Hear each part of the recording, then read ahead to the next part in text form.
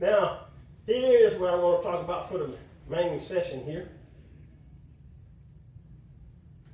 Let's write this word here.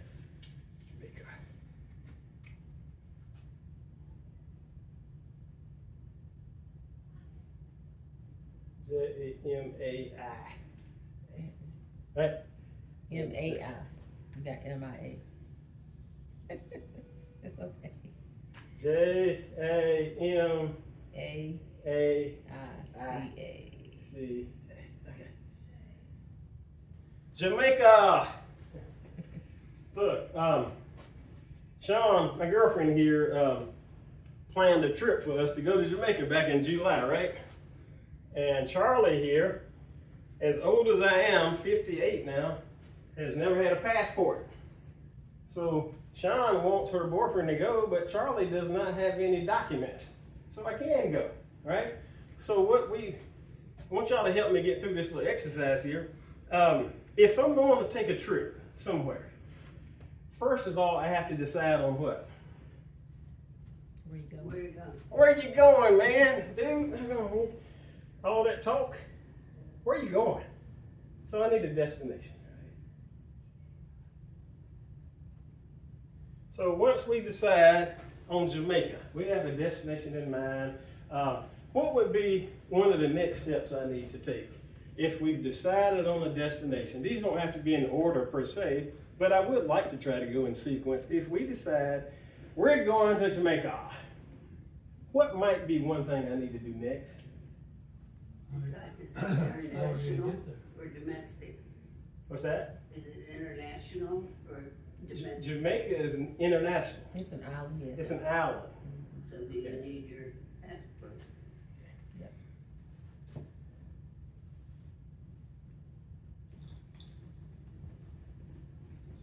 And I'm gonna put in parentheses documents, right?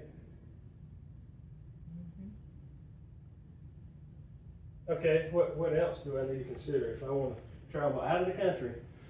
We've got the trip planned. We have our destination in mind. We need to definitely, and my passport, now I got to bring that up. I had to expedite my passport, right? Because we had a certain time period where we're trying to leave by, because our birthdays are in July, so we were trying to make sure we got everything in order. It came, my passport came in time. Beautiful, right? I didn't notice it. Beautiful, looked like a passport. I showed her, and she picked out immediately, they misspelled your middle name. I'm like, oh, you gotta be kidding me. So guess what Charlie had to do? Get it corrected. Send it back.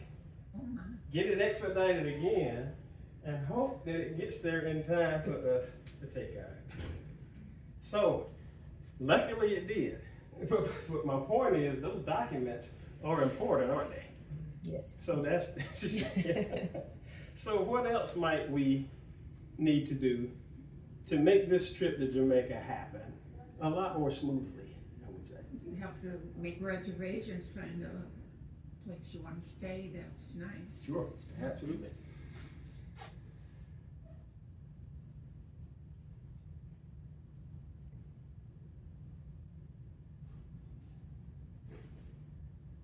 Reservations, yes, definitely. What else? Is it handicapped accessible? Where I'm going. So any special accommodations needed, right? We want to make sure that if I have some type of issue, handicap, and I can't do certain things, I don't need to stay at a resort where there are a lot of young people and it's not older people friendly. I use that term, okay? So I would include that in reservations. We would make sure that that's done. I love the details. What else might we want to make sure we do as that time approaches that we're going to leave? Get your wardrobe ready. Okay? So I'm going to say in that line, we need to pack, right? Pack. Need your flight. Okay? Your flight. Is that part of it? Yep. We need them tickets, don't we? That's right. And not to be stereotypical, but when we're packing, it takes me a lot less time than her, right? Generally speaking, right? Me, we just throw stuff in the suitcase and that's when we leave, right? Come on in if you want to.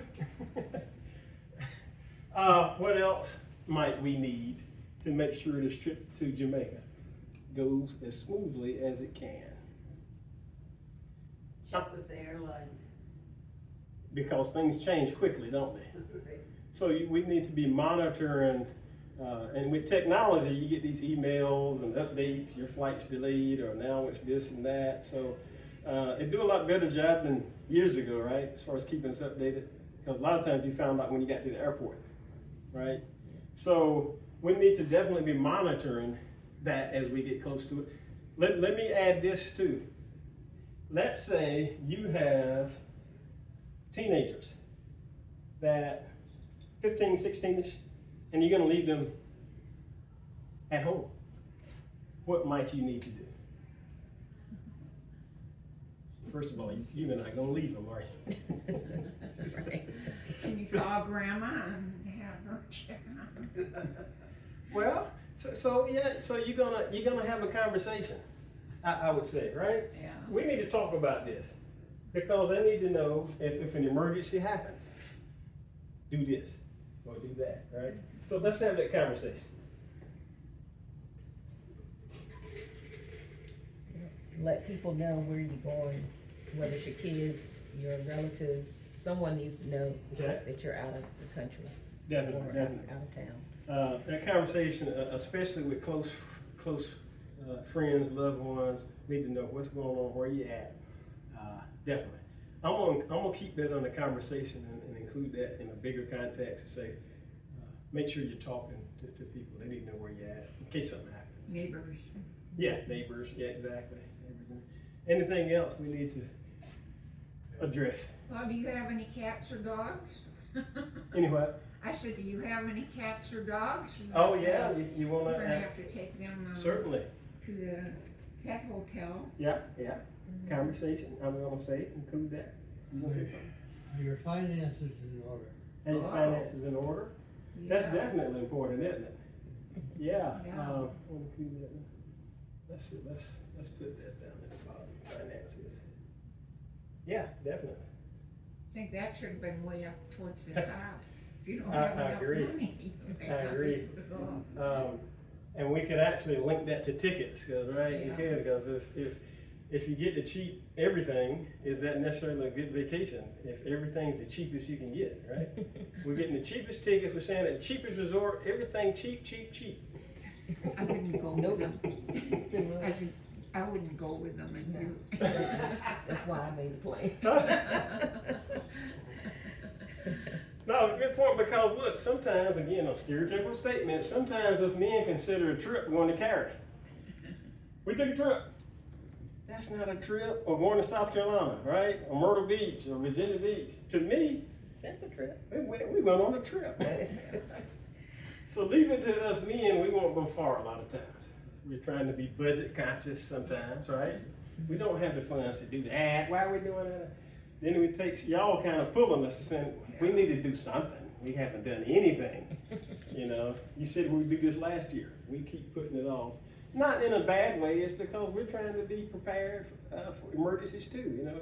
But I think there's that push and pull, we meet in the middle. I think that's the goal, right? So we can't never travel, but then we can't go on a trip around the world every month either. So where's the balance at? All right, so we got a nice list there. Is anything that jumps out to me that we're forgetting when we have to take a trip? Yeah, how about this one? How about this one? Now this is getting closer to flight time. What do we need to do? Now we got packed there. If it's getting close to flight time, we need to make transportation arrangements, right? So we wanna get there early, I would say. Arrive at the airport, it is. Arrive early. Don't you hate that feeling when you have to rush? And you're not sure if you're gonna make that flight? Which we had to on the way back from Jamaica. That's a bad We had to feeling. have an escort to take us to the it wasn't our fault though. Yeah. Especially if you have limited mobility and you have to move quickly. Uh-huh. And I'm getting to that point where my mobility isn't what it was. And it's hard to catch up with these people who are running to catch a flight and knowing that we may be one of the last few to make that plane. So it's nerve wracking. It really is. It's stressful. So if we can avoid that, we want to arrive early where we can just sit and relax and have a cup of coffee and wait the board, right? That's a good feeling when you know you're there in time. Good feeling. You can relax and be comfortable with it. And if you're going abroad, you need to get travel insurance. Travel insurance. Excellent.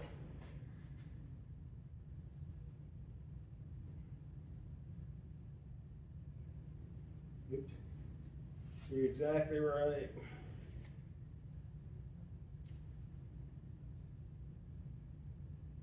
Travel insurance. Because just when you think nothing will happen, a lot of times that's when it does, isn't it? And you're like, should have got it. Experience teaches us that. Sometimes we have to go through things where the bags got lost, so this didn't happen. And, that's a bad feeling. Bad feeling. Anything else comes to mind, y'all, as far as our thoroughness of being ready for taking a trip? Destination passport, everything, pack the tickets, we get to the airport, so just take it sequentially. We've got everything ahead of time. We've packed our bags, tickets, conversation with loved ones, finances addressed. We get there early. Travel insurance, we go through the gate, we sit there, we board the plane, we get on the right plane. That's important, right? You get on the right plane if you're on the right destination. Because those things sometimes change if you're not monitoring those boards and your flight has been delayed, or now you're leaving out of another gate and you didn't pay attention. And you're sitting there waiting for your gate to board, and it's like, oh, they're down there. You're at the wrong gate. Bad feeling. Bad feeling. Okay. I think we're doing pretty good. Y'all think we're ready for our trip to Jamaica? You just need transportation from the airport to the resort and back, but that might all be part of the Just reservation. the fact that Yeah. you might have to have an immune, might have to have shots. Yeah, that could be the case, couldn't it? Especially with during the COVID time, and they were shutting down things, so you need to monitor Yeah. what other vaccinations are needed, especially in the military. Before they sent us overseas, you had a lot of vaccinations to get. So you want to do that research ahead of time to make sure you're prepared, right? So I think we'll shut down Jamaica for now and tie it to my big point, and see if there's anything or much difference. And what I mean by that is we have another journey to take that's called end of life. It's not even about wanting to take it. It's actually a journey we have to take. Now, I'm going to add here, we can have our return. I'm going to put return safely, because that's not guaranteed, is it, to return safely? You want to do that. And this is also a round trip. Because I'm not going to Jamaica to make it my country of residence. We're visiting for a few days, right? So we want to make sure we've got this thing set up for a round trip and know when that plane is coming back. Right. So look, end of life is not much different. And you'll notice whenever I'm doing my conversations and my presentations, I shy away from purposefully trying to bring religion into the discussion. Because as an end-of-life doula, I have to deal with people who may be devout Catholics or atheists. It doesn't matter. That's a life. That's someone who's dying, that someone needs my attention. Who am I to judge them and say, let me convert you to think like me? That's disrespectful. I don't know their family history, how they were raised, and I come at the end of their life, I'm gonna take over. You're gonna think like me now. You're gonna be this. I'm gonna read out of this book and convert you. I'm just saying that's my style.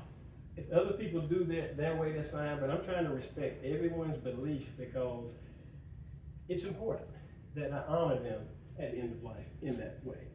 So the reason I bring that up is that destination is, I don't know. I don't talk about things that I can't know when I do my presentations as a death doula. All I know is that we live, we're born, we live, we suffer, and we die. That's the only things I try to make sure I bring into my discussions. So the destination at end of life, I don't know what happens after we die. I've not died and come back. I can't tell you what happens. And if you know someone that has, let me know. I want to talk to them. They have that book out that, haven't, I'm reading it now, Imagine Heaven, John Shore or something like that, but it goes all through, end of life experiences, and it's backed up by Bible passages of what, heaven is supposed to be like. Right. And Yeah, and if that gives comfort, I'm certainly for it. If that makes people feel more comfortable about what they're dealing with.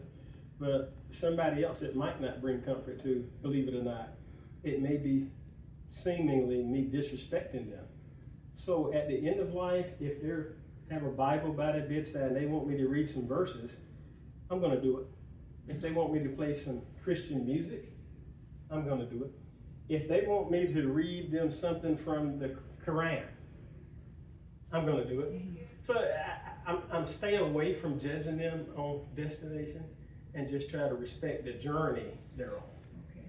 Yeah. How did you become an end-of-life doula? I Yep. never heard of that. Yeah, there were a couple of motivating reasons. The big tent poles were my father and stepfather dying without having adequate life insurance, not talking to us about their decline, us watching them waste away with no conversations. It fell on me a lot to have to help prepare the family for this. So I never forgot that. Then in the Army, I was a medic and I took care of terminally ill retirees. And I sat beside the bedside and listened to the stories about growing up, and I gained so much wisdom from that. I carried those experiences forward to become a life insurance agent and doing grief sessions at funeral homes when they had loved ones that died because no one was checking on the families. So for some reason, I felt motivated to be a hospice volunteer because I wanted to feel close to people that were on that journey. Not that I wanted to go on it, but I wanted them to feel like someone is holding their hand doing the end.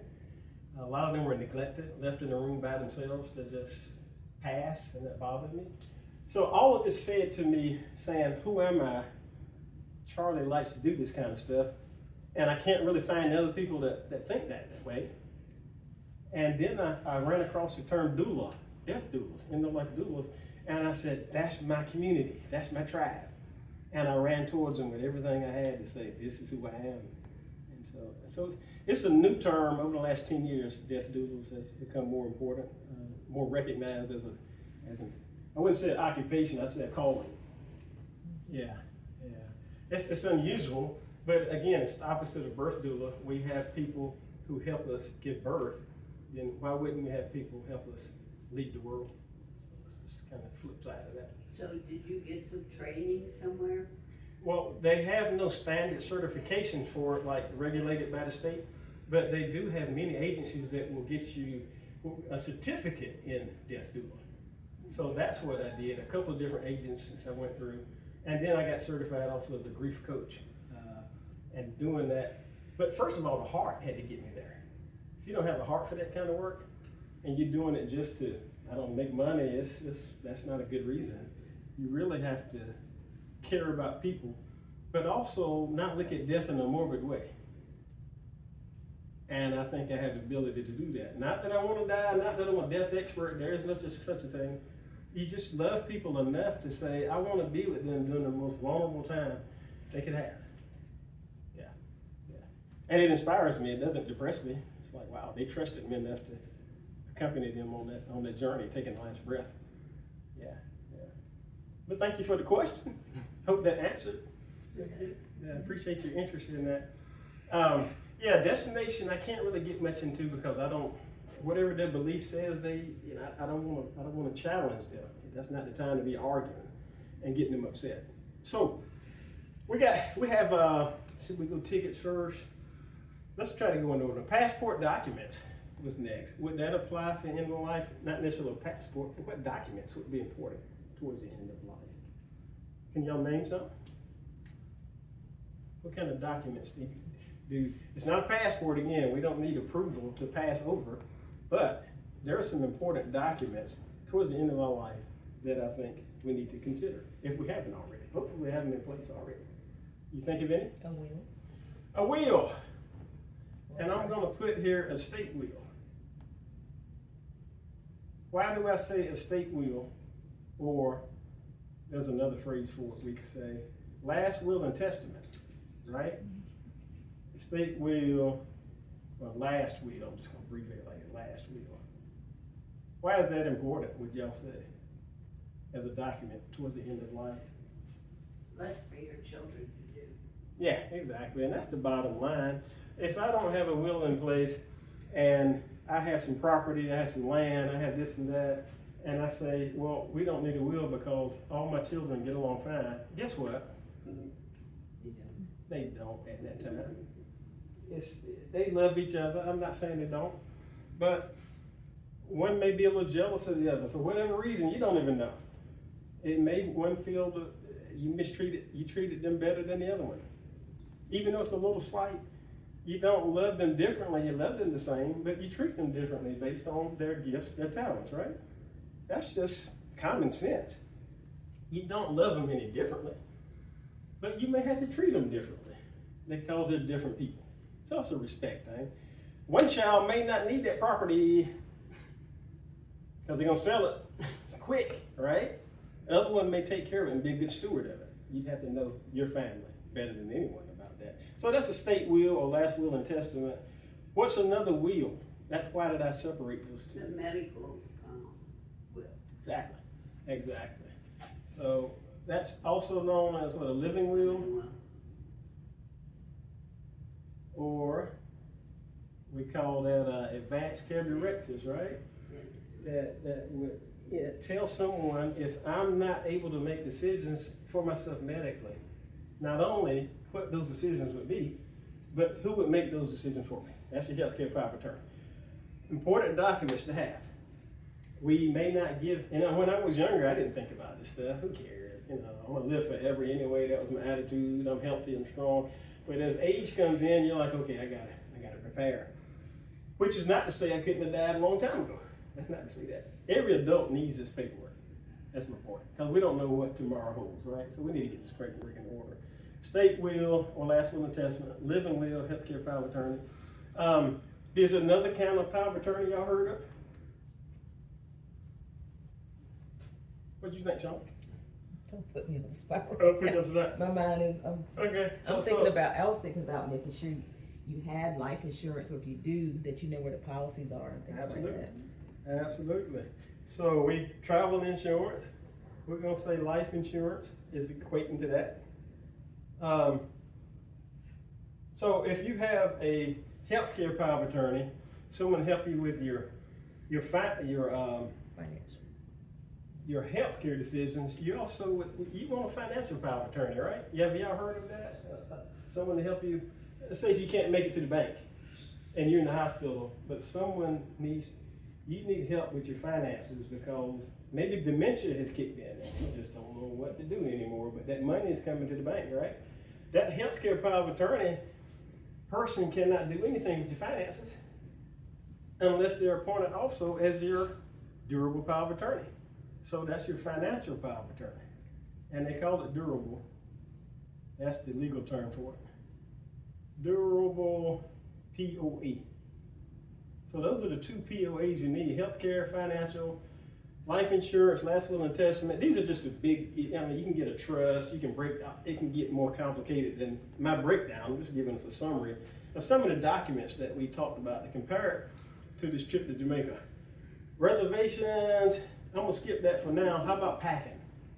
We packed to go to Jamaica. What about end of life? How can we put that in context, would you say?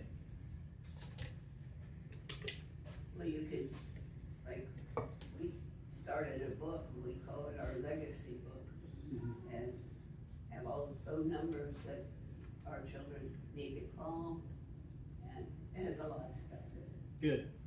Good, legacy books.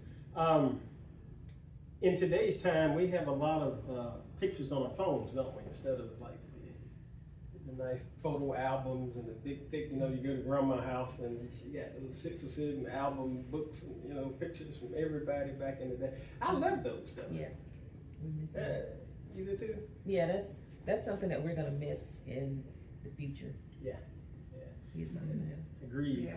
That nostalgia of turning those and looking at it together, and you remember this picture, you remember when we were at Disney World and all those, that's something to be missed, I agree. It's different when you pull out your phone and you're doing this, look at that picture, it doesn't have the same emotions, I guess, that it pulls out of you, you know. And maybe I'm old school, I don't know, maybe my children will say, Dad, you know, throw those albums away, you don't need them things. I was gonna say, I think that's generations or something that, because my son, isn't all that interested in my grandpa's picture or great grand, or any of that. He might be interested in some of the pictures that he was a little boy, maybe he might like that. Right, But all that other, he doesn't really much care about. exactly. It might be, I don't know if that's general, the way they feel, or if it's, my son just doesn't have the connection to them. Right. And a lot of them, he didn't have the connection to them. It's just what I've told them. And then I've always felt it important to let him know about his genealogy and that. In fact, when I was up to it a little while back, I typed out a whole genealogy type thing and so he would know where he came from originally. That's good. And the story of my life. I wrote all this, you know, and That's so great. he would know. Right, It's a good But idea. I'm hoping he will read it. right. Well, maybe if he doesn't read it, someone will read it, and it will be, you know, preserved. Yeah. Don't want him to look bad, but I'm thinking, some parts of it he'll read about me, he'll read about his dad, he'll maybe read about his grandparents, but then after that, he's not going to care about that. He don't care if my grandparents came from Holland, he doesn't care about that.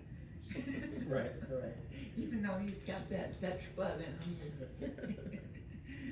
So, the big title for my presentations are Your Life, Your Legacy. You mentioned legacy, but that's very important, that we consider that, what legacy. And legacy does not have to be finances. A lot of people think, you know, I don't have much of money and all that stuff, but legacy could be your traditions. Where you got things. You said you're working on a legacy book, or is that what you said? Yeah. Have you finished it yet? No, it's just, we call it that, but what we have in it is everything our kids will need. Like Oh, our excellent. insurance in there, and you can write your own obituary, and that's one thing put up there. Excellent. Because Yeah. who knows your life more than you do? Right. How about this for Pack, for this side? And I'm gonna explain it. What do you think I mean by unpack? What do you think I mean by that? If we packed to go to a trip to Jamaica, how can we unpack? That doesn't make sense for end of life. We're unpacking for the end of our life. What does that mean? I guess if I was towards knowing, as my age is probably right now, certain things that I would want my family to have, maybe my sister-in-laws or something, I put their name on it. That's right. And, if I had something that I wanted them to know or say to them, I loved them, and I've done that. I've made back cards and wrote letters to, and they're in my dresser. Yeah, that's good. That's good the way you put that, because I didn't even tie it to emotional unpacking. Because sometimes people are taking some secrets with them. right? And I give you this example. My father, biological father, I did not grow up, he didn't raise me, but I got to know him later in life. I really got to hang out with him a lot was in my late 20s, right? So we got acquainted and everything, and when I would go see him, he'd like to watch Walker, Texas Ranger. I don't know if y'all watch, you heard of that show? Which one? Walker, Texas Ranger. Yeah, it's Chuck Texas Norris. Ranger. Chuck Norris doing all this Yeah. police and karate stuff at the same time in Texas. So my father loved that show. He ended up developing some type of cancer due to his alcoholism. And when he was released to hospice, they took him home, had a hospital bed at home and everything. And, you know, even though he raised me, my mother said he joined the military to take care of me and support me, but he never sent money home. My stepfather, I'm told, did not want my biological father sending money to our household because it made him feel like, I'm the man of the house. I don't need your help. So I don't know which one it was. I don't know if he joined the army to run away from the responsibility of having me, or if he joined to support me. I don't know. So when he's on his deathbed, released to hospice, and he was in his right mind. I mean, he could talk and everything, knew what was going on. We had good conversations. I knew he was really sick the day before, so I'm sitting right next to his bed, and he says, son, come here. And come a little closer. So I scooted the chair a little closer, thinking that he's getting ready to drop some wisdom on me, some knowledge, some information I needed, some things I didn't know about, you know, and I leaned up close to him, and he says, get the remote and turn it to Texas Walker Ranger. Those were basically his last words to me. I was so disappointed. I thought this was it, right? He's gonna drop But you some. remember it. Huh? But you remember that. Oh, I remember it. I'll never forget it. And every time Texas Walker Ranger comes on now, I think of that. Every time. But again, unpacking is what we're talking about. Now, I'm going to use this word. Yeah. We need to downsize, don't we? It doesn't have to be everything, but some of these things we need to address. Do we really need it, right? And I've known some, I'm not saying people are hoarders that I've dealt with, but a lot of them hold on to things that's like, Wow. your children don't want it, grandchildren don't want it, nobody wants it. They don't want to see their report card when they were in kindergarten, but you still have it. They don't. Here's my point too, on a serious note. Someone has to go through those items and separate things that we don't need that. It's gonna be an emotional journey for your loved ones to have to go through and sift through. The more they have to go through, the longer it's gonna take, the more grief associated, the more difficult it is. It just makes it harder on everyone. It's so difficult, isn't it, to do that, to downsize. Because just when you were gonna throw something away, no, I gotta hold on to that. Oh, I'll throw this away. I need that too because this and this. It's because it represents memories.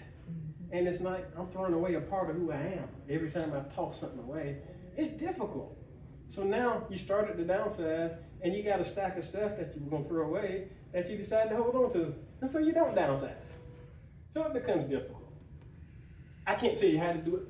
I think we need to keep in mind our loved ones, that someone's gonna have to do it if I don't. And why not take it a little bit at a time? Some people set aside a date once a year, and that day is dedicated to just getting rid of stuff.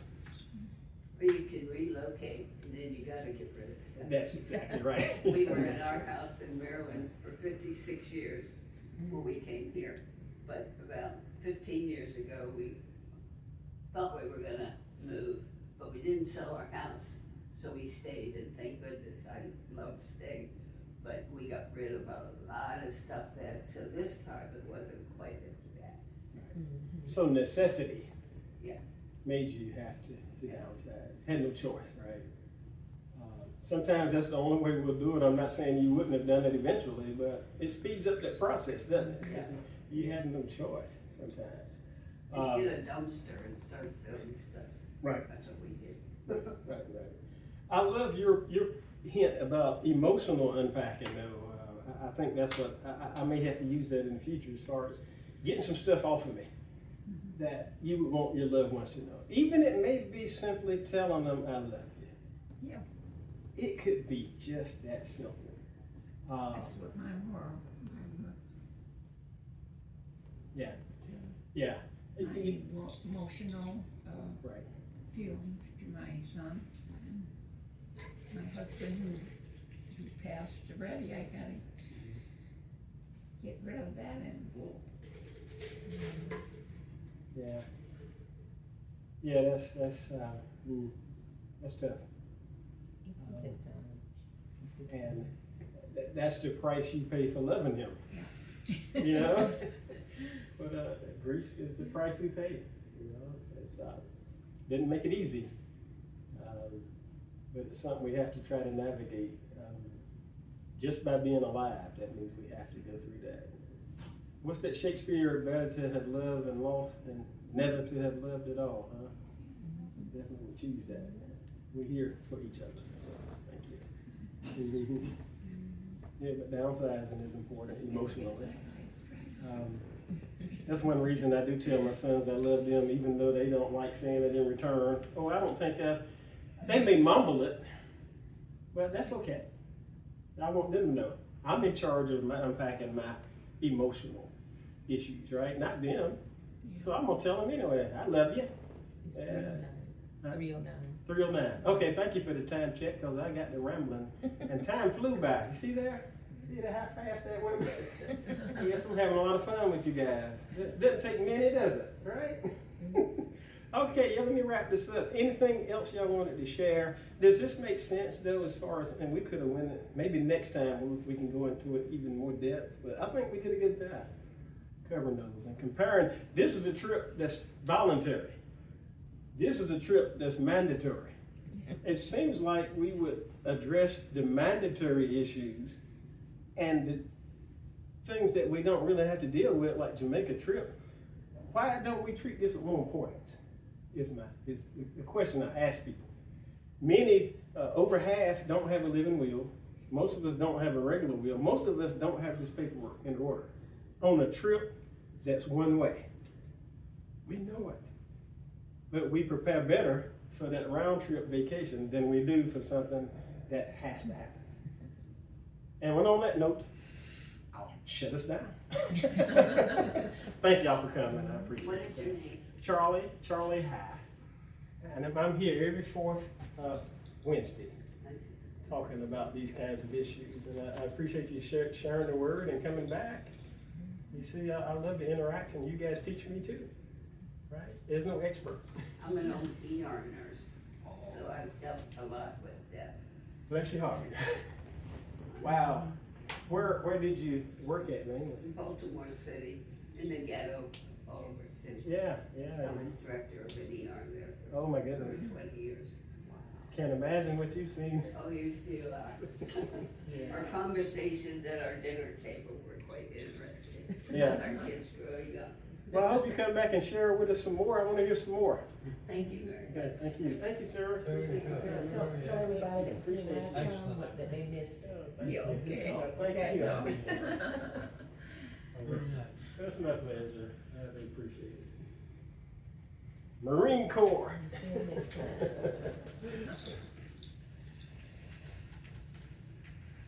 Well, thank you very much. Thank you. You're very Hey, welcome. you